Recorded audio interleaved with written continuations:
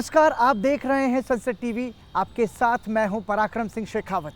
बदलते समय के साथ हमारे देश की शिक्षा व्यवस्था में भी सकारात्मक बदलाव आए हैं और अब हमारे देश की शिक्षा रोजगार परक बन रही है। न्यू इंडिया डिबेट की इस श्रृंखला में हम आप पहुंचे हैं Delhi skills and entrepreneurship university में। तो आइए आप भी चलिए मेरे साथ युवा भारत की न्यू इंडिया डिबेट में।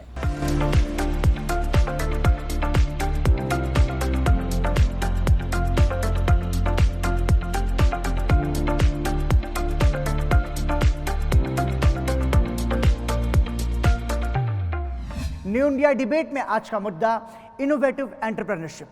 आज के समय में रोजगार की चुनौती के सामने स्वरोजगार के जरिए आत्मनिर्भरता एक विकल्प के रूप में हमारे सामने है। ऐसे में चर्चा इस बात पर भी जरूरी है कि इनोवेटिव एंटरप्रेन्योरशिप क्या भारत के युवाओं की रोजगार की समस्या का समाधान है। भारत के आयात को कम करने और निर्यात को बढ़ाने के लिए जमीनी स्तर पर क्या कुछ प्रयास किए जा सकते हैं। वोकल फॉर लोकल के जरिए क्या हम स्वदेशी के गर्व और भारत की अर्थव्यवस्था को मजबूत बना सकते हैं। इन तमाम बुनियादी सवालों पर युवा भारत की बेबाक राय जानेंगे न्यू इंडिया डिबेट में। तो आइए शुरुआत करते हैं न्यू इंडिया डिबेट। और न्यू इंडिया डिबेट में आप सभी का स्वागत है और चर्चा की शुरुआत करूंगा। सबसे पहला सवाल मेरा, चूंकि आप सभी यूथ हैं और सबके मन में एक बात आती है कि अब हमें रोजगार की ओर जाना है, स्वरोजगार की ओर जाना है या फिर नौकरी की तरफ जाना है। तो क्या आपके मन में ये बात आती है कि आज का युवा सरकारी नौकरी के बजाय सेल्फ एम्प्लॉयड बिजनेस यानी कि स्वरोजगार के बारे में ज़्यादा सोचता है और वो ये कोशिश करता है कि मैं अपना खुद का बिजनेस शुरू करूँ? सर, बिजनेस करने के लिए सबसे ज़रूरी चीज़ होती है मनी। और सर, बिजनेस के लिए हमें डायरेक्शन चाहिए होती है, मतलब नॉलेज। तो सर, आजकल लोगों के पास ना ही प्रॉपर गाइडेंस होती है और ना ही इतनी पैसा होता है कि सब अपने बिजनेस शुरू कर सके। तो सर, इसीलिए आज अलग अलग प्राइवेट सेक्टर बने हुए हैं कि बिज़नेस कैसे करें ये सिखाने के लिए। तो सर, बिज़नेस सिखाने के लिए ही बिज़नेस बन गया है। तो सर, लोग बाग इससे अच्छा नहीं कर पा रहे हैं, मतलब सीखने के लिए भी पैसा देना पड़ रहा है। तो लोग बाग सोचते हैं कि गवर्नमेंट सेक्टर ही अच्छा है क्योंकि उसके लिए क्योंकि उसमें डिफरेंट फैसिलिटीज़ है। तो मेरा मानना यह है बिजनेस और गवर्नमेंट सेक्टर जैसे सरकारी नौकरी वगैरह, इनके बीच में कॉम्बिनेशन नहीं है, हाँ, कोऑर्डिनेशन नहीं है। अच्छा कोऑर्डिनेशन नहीं है और सर जो वो फैसिलिटीज़ होती है ना वो प्रॉपर नहीं है। बिल्कुल ठीक है, लेकिन हम देख रहे हैं कि जैसे जैसे ट्रेंड बदल रहा है, जैसे जैसे समय बदल रहा है, टीचिंग टेक्निक्स भी बदली हैं। और आपको लगता है कि स्वरोजगार को यानी कि सेल्फ एम्प्लॉयमेंट को बढ़ाने के लिए इनोवेटिव बिजनेस आइडियाज़ बहुत मददगार साबित हो सकते हैं? क्या मानेंगे आप कि सेल्फ एम्प्लॉयमेंट के लिए इनोवेटिव बिजनेस आइडियाज़ का होना ज़रूरी है? मेरा मानना यही है कि सर सेल्फ एम्प्लॉयमेंट के लिए इनोवेटिव आइडियाज़ होना बहुत ज़रूरी है। क्योंकि सर क्योंकि हम अगर जो काम किसी और के लिए करते हैं, ऑफ कोर्स सी बात है कि जाहिर सी बात है कि हमारा मन अपने काम में ज़्यादा लगता है। तो सर, हम जो काम किसी और के लिए कर रहे हैं, अगर हमारा आइडिया है, हमारा खुद का मकसद है कोई, तो उसमें मेरा मन ज़्यादा लगेगा। और सर, ये काफ़ी अच्छी मतलब चीज़ है कि मतलब ये एक अच्छा पॉइंट है जिससे मदद होती है। ओके, हम बात करते हैं आत्मनिर्भर भारत की। और आत्मनिर्भर भारत में स्वरोजगार को बढ़ावा देने की कोशिश हर तरीके से की जा रही है। और ऐसे में एक विकल्प भी आपके सामने है कि जो आपको पसंद है, जो आपका हुनर है, उसमें भी आप अपना करियर बना सकते हैं। तो आपको लगता है कि आत्मनिर्भर भारत के निर्माण में जो सेल्फ एम्प्लॉयमेंट है, जो एंटरप्रेन्योरशिप है, वो एक चेंजिंग टूल साबित हो सकती है? सर, मेरा नाम शुभम है और जो सेल्फ एम्प्लॉयमेंट है उसमें हम जो इनोवेटिव आइडियाज़ हैं आजकल यंग जनरेशन के, उसका एक एग्जांपल है Muruganantham Arunachalam, the man who invented sanitary pads. तो सर, उन्होंने अपनी वाइफ के लिए सैनिटरी पैड्स इन्वेंट करे थे, पर उन्होंने उस बिज़नेस से बहुत सारे लोगों को एम्प्लॉयमेंट दी, बहुत सारी लेडीज़ को एम्प्लॉयमेंट दी जिनको ज़रूरत थी, क्योंकि उनके पास एजुकेशन थी नहीं पर उनके पास स्किल्स थी। और ये एंटरप्रेन्योरशिप ये स्किल्स बेस्ड होती है। तो उनके पास स्किल्स थी तो उन्होंने उनको एम्प्लॉयमेंट दी, अपने साथ साथ और भी लोगों को पर्टिकुलरली फीमेल्स को उन्होंने एम्प्लॉयमेंट दी। ये बहुत अच्छा एग्जाम्पल दिया इन्होंने। आपको लगता है कि इस तरीके के इनोवेटिव आइडियाज़ जो हैं वो बिजनेस को एक्सपैंड करने में, बिजनेस को बढ़ाने में बहुत मददगार साबित हो सकते हैं? सर आजकल की जो नई शिक्षा नीति है उसके हिसाब से स्टूडेंट्स के स्किल को बढ़ावा दिया जाता है और स्किल को बढ़ाया जाता है। तो सर जिस हिसाब से बच्चों के स्किल को बढ़ाया जा रहा है उस हिसाब से इनोवेशन हो रहा है, लोगों में नए नए, बच्चों में नए नए आइडियाज़ आ रहे हैं। तो सर अगर उनके आइडियाज़ को बढ़ाया जाए और उनके आइडिया से सीख ली जाए तो हो सकता है कल को एक नया ऐसा प्रोडक्ट आए जो मार्केट में काफ़ी चले। और सर आज के भारत के युवा को ऐसा बनना चाहिए ताकि वो नौकरी देने वाला बने, मांगने वाला नहीं। इसके हिसाब से एंटरप्रेन्योरशिप एक अच्छा और बहुत अच्छा माध्यम बन के सबके सामने आ रहा है। इस बात को हमारे देश के प्रधानमंत्री भी कहते हैं कि हम ऐसे भारत में ऐसे युवाओं का निर्माण करना चाहते हैं जो नौकरी मांगने वाले नहीं, नौकरी देने वाले बने। उसमें इनोवेटिव एंटरप्रेन्योरशिप कितना बड़ा रोल प्ले करती है? Innovation means innovative ideas means कुछ something unique, and if you have something unique तो सर वो डिमांड में रहेगा, और अगर वो डिमांड में रहेगा तो आप एक्सपोर्ट करोगे उसका, और अगर आप एक्सपोर्ट करोगे तो सर मनी आपके कंट्री में आएगी। सर इससे क्या है, इससे आप अगर आप एक्सपोर्ट कर रहे हो इतने लंबे मीन्स बिजनेस अगर आपका हो गया है तो सर आप बहुत लोगों को रोज़गार भी दोगे, जैसे कि मर्चेंट को रोज़गार दोगे और उसके अंदर कई लोग आएंगे। ठीक है। तो सर इस तरीके से रोज़गार बढ़ावा मीन्स रोज़गार को बढ़ावा मिलेगा। ठीक है, तो मतलब कुल मिला के जब आप इनोवेटिव एंटरप्रेन्योरशिप की बात कर रहे हैं तो नए तरीके से सोचना ये बहुत महत्वपूर्ण होता है। और यदि इसकी बात करें तो हम अलग अलग जो सेक्टर्स हैं, जो बिजनेस के सेक्टर्स हैं, उसमें भी बहुत बूस्ट हो सकता है। फॉर एग्जांपल यदि हम देखें ग्लोबल टॉय मार्केट, तो जो खिलौनों का जो उद्योग है उसमें क्या बेहतर अवसर हैं कमाई के, और वो भारत के साथ साथ अंतर्राष्ट्रीय स्तर तक हम उसको लेकर के जा सकते हैं क्या? लेके तो जा सकते हैं, लेकिन एक स्कीम निकाली थी दिल्ली गवर्नमेंट ने या सेंट्रल गवर्नमेंट ने लास्ट ईयर कि उन्होंने स्कूल के 11th-12th वाले बच्चों को एंटरप्रेन्योर का एक क्लास लगवाई थी। उसमें वो उन्हें एंटरप्रेन्योर के बारे में कुछ स्टोरीज बताते थे, मोटिवेशन स्टोरीज होती थी कि 11th-12th के बाद बच्चों को क्या करना चाहिए, उन्हें डिफरेंट आइडियाज़ मिले, और वो कुछ अमाउंट देते थे 2500 के अप्रॉक्स, कि उससे वो कोई बिजनेस आइडिया डेवलप करें, उससे प्रॉफिट जनरेट करें, जिससे उन्हें थोड़ा एक्सपोजर मिले। देखिए, तो ये स्किल्स और ट्रेनिंग बहुत मायने रखाती हैं, और आप देखिए बदलते समय के साथ ये आप सभी स्टूडेंट्स के लिए बहुत अच्छा है कि इस तरीके की एंटरप्रेन्योरशिप और स्किल ट्रेनिंग आप लोगों को मिल रही है एजुकेशन में ही। तो ये आपके फ्यूचर के लिए तो बहुत अच्छा है ही। लेकिन जैसा मेरा सवाल ग्लोबल टॉय मार्केट को लेकर के था, तो ग्लोबल टॉय मार्केट की बात करें तो दुनिया में जो ग्लोबल टॉय मार्केट है वो बिजनेस $100 अरब का है, और उसमें भारत की हिस्सेदारी महज $1.5 अरब ही है। तो इसको इनोवेटिव एंटरप्रेन्योरशिप के जरिए कैसे बढ़ाया जा सकता है? सर मेरे अकॉर्डिंग अगर कोई ग्लोबल टॉय मार्केटिंग में आना चाहता है तो उसके लिए सबसे अच्छा है कि वो रिसाइकल के लिए चीज़ों को अप्लाई करे। जैसे हम जानते हैं कि टॉय के लिए ज़्यादातर प्लास्टिक की चीज़ों का यूज़ किया जाता है, तो इससे हम प्लास्टिक को रिसाइकल भी कर सकते हैं और टॉयज़ भी बना देंगे, जिससे वो दोबारा से मार्केट में आ जाएगा।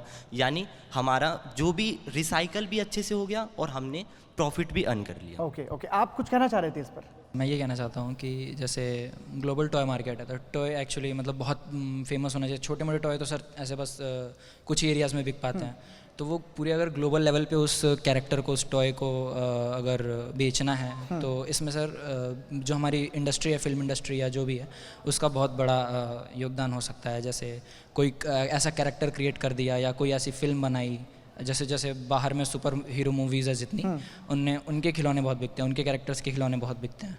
तो सर जैसे मार्वल्स की मूवी आती हैं सुपर हीरो वाले से, सुपर बैटमैन वगैरह, तो उनके खिलौने बहुत बिकते हैं, चारों तरफ बिकते हैं। तो सर ऐसे अगर हमारे इंडस्ट्री में, हमारे बॉलीवुड इंडस्ट्री में, फिल्म इंडस्ट्री में अगर ऐसी मूवीज़ बनती हैं जिसमें कुछ चीज़ों, कुछ खिलौनों का प्रमोट किया जाता है और वो काफ़ी अच्छी मूवी है, तो उससे वो होता है। एंड वो ठीक है, किसी भी देश के विकास में जो हमारा MSME सेक्टर्स हैं, जो कि माइक्रो और स्मॉल स्केल जो इंडस्ट्रीज़ हैं, वो बहुत ज़्यादा रोज़गार भी देते हैं और वो हमारे देश की जो अर्थव्यवस्था है उसको भी मजबूत बनाते हैं।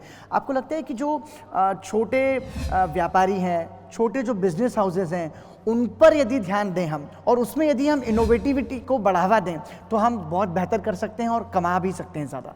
मेरे अकॉर्डिंग इनोवेटिव आइडियाज़ बहुत ज़्यादा इम्पोर्टेंस रखते हैं। अगर हम अलग अलग आइडियाज़ मार्केट में लाएंगे तो लोग उनको पसंद ज़रूर करेंगे, और अगर ग्लोबल टॉय मार्केट की बात की जाए तो मेरे अकॉर्डिंग हर कोई इंसान अपने आप को एक हीरो की तरह देखता है अगर कोई भी पिक्चर देखता है। तो अगर हमें ग्लोबल लेवल पे कोई टॉय को फेमस करना है तो हम एक ऐसा आइडिया भी ला सकते हैं जैसे लोगों के हीरो वाले टॉयज बनाए जाएं। स्मॉल स्केल इंडस्ट्रीज के लिए और एमएसएमई सेक्टर्स के लिए इनोवेटिव बिजनेस आइडियाज़ कितने महत्वपूर्ण साबित हो सकते हैं? स्मॉल स्केल यानी लघु उद्योग हमारे देश में इकोनॉमी में 40% तक वो करते हैं, उनकी हिस्सेदारी है सर। 40% तक आपको हमारी देश के प्रॉफिट में, हमारी देश की इकोनॉमी में वो योगदान देते हैं। तो सर अगर हम देखें कि एक स्मॉल स्केल इंडस्ट्री में अगर हम 1 मिलियन यानी 10 लाख रुपए अगर हम इन्वेस्ट करते हैं तो 4.62 मिलियन तक के वो प्रोडक्ट्स आपको बना के दे सकते हैं, जो कि एक बहुत लार्ज नंबर ऑफ प्रॉफिट है। तो अगर हम इसमें इनोवेटिव आइडियाज़ जैसे कि इन्होंने कहा कि हीरोज़ टॉय मार्केट में अगर देखें तो हीरोज़ के अगर प्रोडक्ट बनाए तो बच्चे ज़्यादा प्रोडक्ट प्रोड्यूस कर पाएंगे, मतलब जो स्मॉल स्केल फैक्ट्रीज़ हैं उसमें ज़्यादा प्रोड्यूस कर पाएंगे और जिसकी वजह से प्रॉफिट भी ज़्यादा होगा। और सर इसमें स्मॉल स्केल इंडस्ट्रीज़ हमारे देश के लिए बहुत आगे साबित कर सकती हैं, बहुत बढ़ावा दे सकती है, क्योंकि एक स्मॉल स्केल इंडस्ट्री में अगर हम 1 लाख रुपए इन्वेस्ट करते हैं तो 4 लोगों को, किसी भी 4 लोगों को एम्प्लॉयमेंट प्रोवाइड करती है, जो कि एक बहुत बड़ा नंबर है सर। इसलिए इस वजह से हम अनएम्प्लॉयमेंट को भी एक चुनौती दे सकते हैं काफ़ी हद तक सर।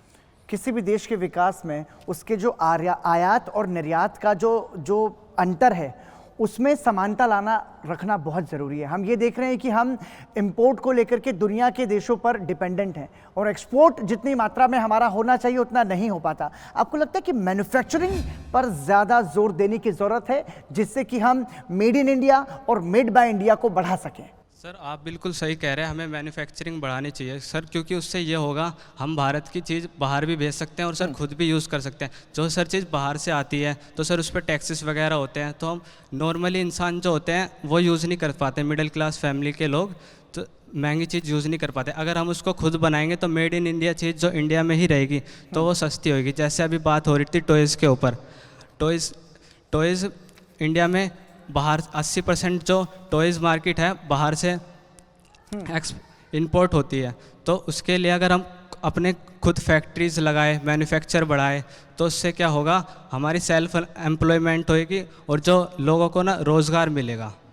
बिल्कुल ठीक है। और वैसे जो मेरा डिपेंडेंसी को लेकर के सवाल था तो उसमें यदि अलग अलग सेक्टर्स की बात करें तो फार्मेसी का यदि एग्जांपल लूँ मैं तो जितने भी हमारे मेडिकल इक्विपमेंट्स हैं और जो हमारी दवाइयाँ हैं उनके लिए 75 से 80% हम चाइना पर डिपेंडेंट हैं।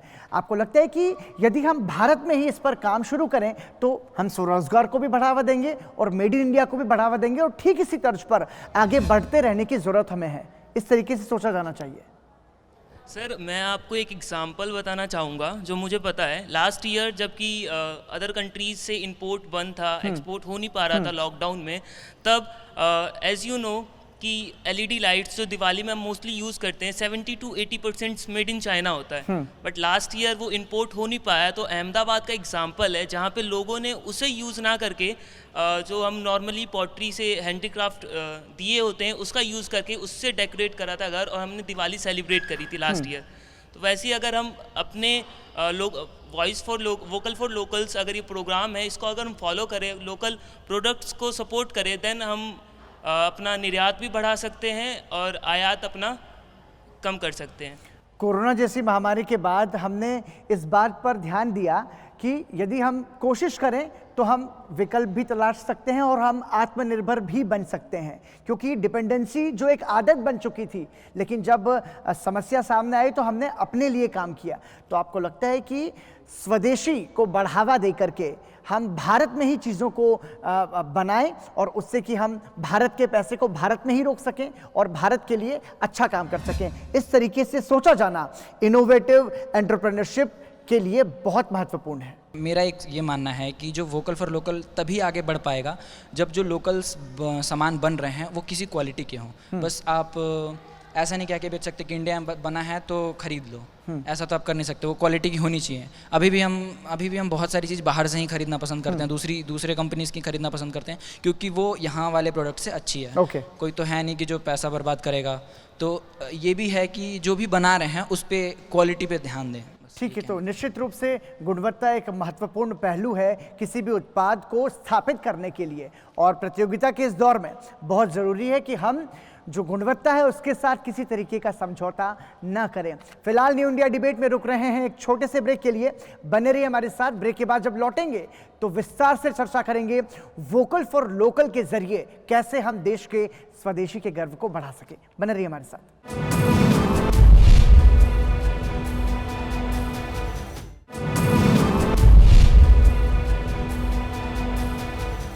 ब्रेक के बाद एक बार फिर आपका स्वागत। आप देख रहे हैं न्यू इंडिया डिबेट, जिसमें आज इनोवेटिव एंटरप्रेन्योरशिप पर युवा भारत की युवा राय क्या है उस पर हमारी चर्चा जारी है।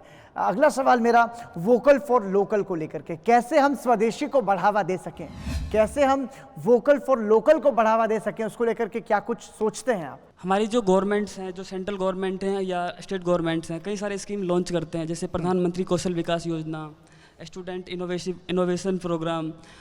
ये होता है कि जैसे कोई भी सामान होता है ना, वो एकदम से ब्रांड नहीं बनता, वो लोकल ही रहता है पहले। जब उसका बहुत ज़्यादा सेल आउट होता है, ज़्यादा मार्केटिंग होता है, जब भी वो ब्रांड बनता है। तो हमें लोकल फॉर वोकल को ज़्यादा प्रमोट करना चाहिए। जैसे हम खादी उद्योग को देखते हैं, वो तो पहले लोकल ही था, जैसे उसको हमने ज़्यादा सेल और परचेज किया, काफ़ी इंपोर्ट एक्सपोर्ट हुआ, तो वो एक जाकर ब्रांड बन गया, जो इंटरनेशनल लेवल पर खादी ब्रांड को जाना जाता है। इसीलिए हमारे को लोकल सामानों पर ज़्यादा फोकस करना चाहिए। लेकिन बहुत सारे ऐसे सेक्टर्स हैं जिनमें आप वोकल फॉर लोकल को बढ़ावा दे सकते हैं, तो अलग तरीके से सोचा जाना बहुत ज़रूरी है।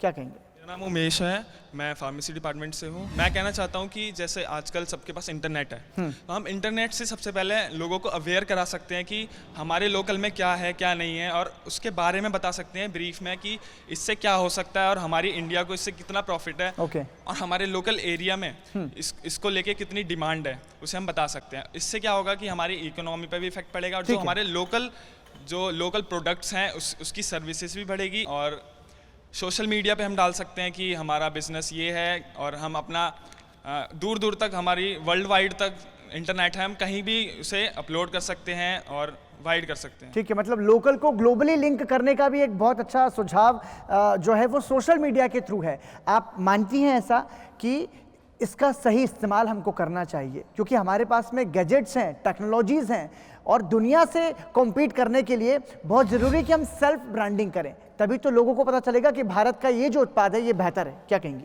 आजकल हम जैसे ब्रांडिंग के पीछे भाग रहे हैं, अगर हम उनको अगर हम अपना ही कोई प्रोडक्ट अच्छे से बनाएं, उससे ज़्यादा अगर हम क्वालिटी से उसमें ज़्यादा अच्छी होएगी क्वालिटी, और वो कॉस्टली भी कम ही होएगा। ब्रांडिंग अगर हम बाहर से कुछ मंगवाते हैं वो ज़्यादा कॉस्टली बढ़ जाता है। अगर खुद का बनाएंगे तो कॉस्टली भी कम पड़ेगा, और हमारी जो स्किल्स है, जो हम प्रोडक्ट बनाना चाहते हैं, वो भी ज़्यादा मतलब कर पाएंगे। बिल्कुल, बहुत अच्छी बात इन्होंने कही कि आप यदि क्वालिटी से समझौता ना करें। देखिए, हम कई बार मेड इन चाइना की जो चीज़ें हैं वो यदि हम प्रोडक्ट्स लेते हैं तो उसकी कोई गारंटी नहीं होती।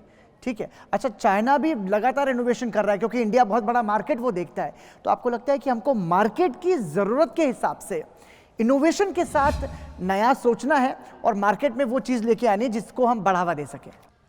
मेरा नाम प्रिया कुमारी है। मैं ये कहना चाहूँगी कि इनोवेटिव बिजनेस के लिए हमारे पास इनोवेटिव आइडियाज़ भी होने चाहिए। तो अगर मान लो कि मैं कोई लोकल चीज़ क्रिएट करती भी हूँ, कोई प्रोडक्ट बनाती हूँ अपना, तो आज के टाइम पे सोशल मीडिया एक बहुत ही अच्छा तरीका है अपनी चीज़ों को प्रमोट करने का। जैसे कि अभी टॉय मार्केट की बात हुई, तो हमें पहले ये तो पता होना चाहिए कि बच्चों को किस टाइप के टॉयज़ पसंद है।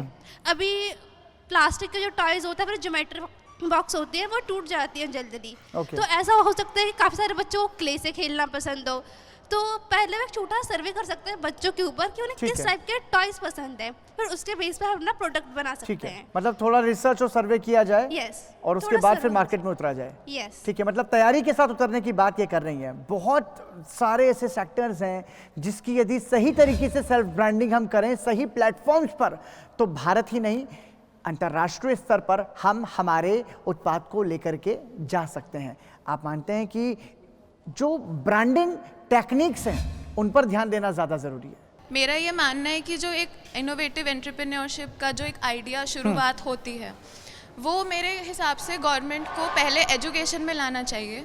अगर एजुकेट ही नहीं करेंगे हम तो जैसे कि आजकल का युवा है, आजकल ये होता है कि ऑलमोस्ट बच्चे जो हैं वो कंफ्यूज रहते हैं कि उनको आखिर जाना किस डायरेक्शन में है। उनके पास नॉलेज है बट नॉलेज और पीछे का background is not sufficient to create a successful career. Okay, तो उसके लिए एक आइडिया जो एक गवर्नमेंट देती है, अब जैसे कि न्यू एजुकेशन पॉलिसी आई थी तो पहले सिर्फ ये फोकस था कि मार्क्स होने चाहिए, ठीक है। लेकिन मेरा मानना ये है कि मार्क्स के साथ साथ अगर हम अपना एक जैसे कहते हैं कि अगर आपको कोई बिजनेस स्टार्टअप करना है, सबसे पहले आपको उसका अपना नीश पता होना चाहिए कि आपका एरिया क्या है।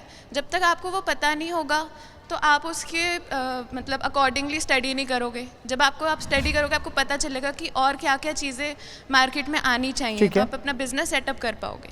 जैसे कि वोकल फॉर लोकल भी है, तो आप अपने मतलब मैन्युफैक्चरिंग एक आत्मनिर्भर और सेल्फ रिलायंट इंडिया बनना चाहिए। ओके, बिल्कुल ठीक है। देखिए बहुत सारी कोशिशें सरकार की तरफ से भी हुई हैं और बीइंग स्टूडेंट आप लोग क्या सोचते हैं, मतलब अपनी पढ़ाई पूरी करने के बाद में यदि सेल्फ एम्प्लॉयड बिजनेस के लिए जाना हो, इनोवेटिव एंटरप्रेन्योरशिप की तरफ यदि आगे बढ़ना हो, तो सरकार को क्या कुछ सुझाव आप देना चाहेंगे कि ये ज़्यादा बेहतर होगा? क्योंकि आप उन सारी चीज़ों को अभी सामने से आप देख रहे हैं, डील कर रहे हैं, तो आपके क्या कुछ सजेशंस हो सकते हैं गवर्नमेंट के लिए? सर मेरा जनरली क्वेश्चन ये है कि हमें हमारी नॉर्मल एजुकेशन होती है, जैसे हमारा कंफर्म है कि हम शुरू से पढ़ेंगे, नर्सरी जाएंगे, 6th 12th ये करेंगे वगैरह करेंगे, बट सर आगे के लिए हम रेडी नहीं होते हैं। वो इसलिए नहीं हो पाते हैं क्योंकि हमारे पास एजुकेशन है, डिग्री आ जाती है, बट स्किल्स नहीं होती है। मेनली जो गवर्नमेंट को वर्क करना चाहिए वो स्किल्स पे करना चाहिए। अगर किसी व्यक्ति के पास उसके हाथ का हुनर है तो वो कहीं ना कहीं कुछ काम कर सकता है और कुछ लगा सकता है, कुछ बन सकता है, बट सिर्फ डिग्री पे और विदाउट उसके प्रैक्टिकल नॉलेज ना होने पे उसे जॉब वगैरह भी जल्दी नहीं मिलती है, वो अनएम्प्लॉयड ही रह जाता है। ओके सर, हम वोकल फॉर लोकल की बात तो करते हैं बट हमें सर उन अनएक्सप्लोर्ड एरियाज़ को भी इसमें कवर करना चाहिए। जैसे कि हम इंटेल की बात करते हैं, वो एक चिप मैन्युफैक्चरर है। सर इंडिया से ऐसा कोई भी बड़ी कंपनी नहीं है जो चिप मैन्युफैक्चर करती है। सर हमें इंडिया में इस चीज़ को भी बढ़ावा देना चाहिए, हम भी चिप मैन्युफैक्चर्स करें। As a BCA student sir मुझे इलेक्ट्रॉनिक गैजेट्स की नॉर्मल इंसान से ज़्यादा नीड है। सर अगर हम मैन्युफैक्चरिंग पे ध्यान ज़्यादा दें इस चीज़ की, सर मे बी हम आगे एक एज ले सकते हैं इस चीज़ में। बिल्कुल, ये बहुत वैलिड पॉइंट इन्होंने उठाया, क्योंकि देखिए हमारे भारत के जो स्किल्ड यूथ हैं, BCA के स्टूडेंट्स हैं, BTech के स्टूडेंट्स हैं, वो चिप बनाते हैं, सॉफ्टवेयर डिज़ाइन करते हैं, लेकिन किन के लिए? विदेशी कंपनियों के लिए। नौकरियां जो है वो कर रहे हैं, अपना जो टैलेंट है, अपने स्किल है, वो वहाँ इन्वेस्ट कर रहे हैं। तो आपको लगता है कि ये काम यदि हम भारत में रहकर भारत के लिए भारत की कंपनी करें तो ये ज़्यादा बेहतर होगा? सर ये बेहतर तो होगा, बट सर मेन बात आती है मनी की। लोगों के पास बैक सपोर्ट नहीं होता कई लोगों के पास, कि अगर भूल से भी उनका बिजनेस फ्लॉप हो जाए या गिर जाए तो फिर उसे कोई सपोर्ट कर सके। क्योंकि अगर बिजनेस किसी का भी डूबता है तो सर मीन्स कई लोग संभल नहीं पाते। ठीक है, तो सर इसलिए बिजनेस को छोड़ के कई लोग गवर्नमेंट जॉब की तरफ भाग जाते हैं। लेकिन सर अगर हम कुछ यूनिक बना रहे हैं या कुछ मीन्स इनोवेटिव आइडियाज़ का यूज़ कर रहे हैं, इनोवेटिव आइडियाज़ बस यूनिक नहीं होता, जो मैंने कहा था कि समथिंग यूनिक, सर उसमें बहुत चीज़ें होती हैं। जैसे कि हमने पुराने किसी प्रोडक्ट को उठाया और उसे डेवलप करके कोई बढ़िया चीज़ बना दी, या तो कोई चीज़ है बहुत महंगी बिक रही है उसको सस्ता करके बेच दिया, ठीक है। या तो सर पब्लिक की हमने पेन को पकड़ लिया कि उसको ऐसी चीज़ चाहिए।